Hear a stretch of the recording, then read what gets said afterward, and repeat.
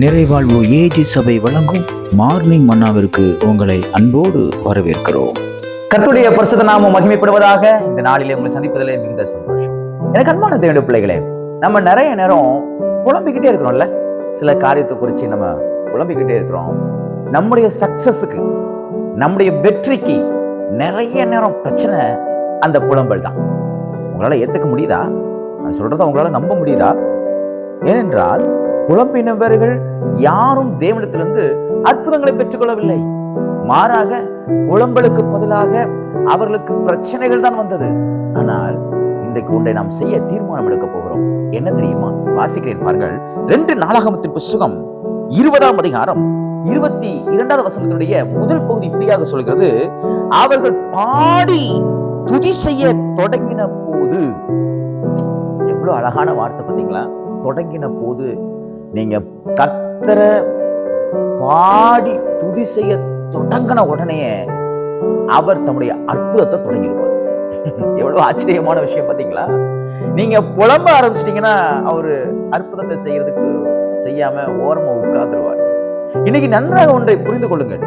கர்த்தரை பாடி துதி செய்ய ஆரம்பியுங்கள். நிச்சயமாகவே கஷ்டம் இருக்கலாம், வேதனை இருக்கலாம், கண்ணீர் இருக்கலாம், தேவை இருக்கலாம், கடன் இருக்கலாம், அவமானம் இருக்கலாம், நிந்தை இருக்கலாம், எல்லாம் இருக்கலாம். ஆனா நீங்க செய்ய வேண்டியது ஒன்றே ஒன்று: கர்த்தரை பாடி துதி செய்ய இப்பொழுதிருந்தே தொடங்குங்கள். என்ன நடக்கும் தெரியுமா? இந்த ஜனங்கள் பயங்கர பிரச்சனை இருக்கும் பொழுது யோசபாத் சொல்றான், இங்க பாருங்க, நீங்க இப்படிப்பட்ட ஒரு சூழ்நிலை இருக்கீங்க, அதனால நான் சொல்றத ஒழுங்கா கேளுங்க, நீங்க கர்த்தரை நம்புங்க, கர்த்தருடைய தீர்க்கதரிசியை நம்புங்க அப்படின்னு சொல்லி பாடி துதி செய்யக்கூடிய நபர்களை முன்னாடி நிறுத்தும் போது அங்க என்ன நடந்துச்சு தெரியுமா? சத்துருக்களை ஒருத்தனுக்கு ஒருத்தர் விரோதமா கர்த்தர் எழுப்பி விட்டார்.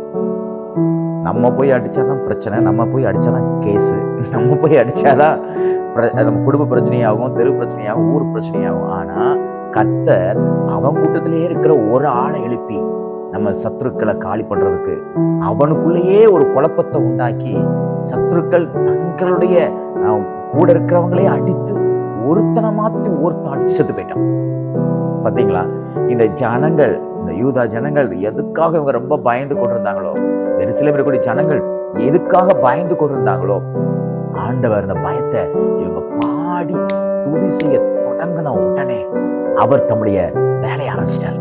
இன்னைக்கு நீங்க புலம்பாதீங்க, எதையும் குறிச்சு புலம்பாதீங்க. நல்ல பாடல்களை, கர்த்தரை துதிக்கிற பாடலை பாடுங்க. அதுக்காக சினிமா பாட்டை பாடிட்டு இருக்காதீங்க, தேவையில்லாத காரியத்தை செய்யாதீங்க. கர்த்தரை துதிக்கிற பாடலை, நன்றி செலுத்துற பாடலை, தேவனுடைய நாமத்தை மகிமைப்படுத்தக்கூடிய பாடலை நீங்க பாட ஆரம்பிங்க. கஷ்டத்தை எல்லாம் கர்த்தர் பார்த்துக்குவார்.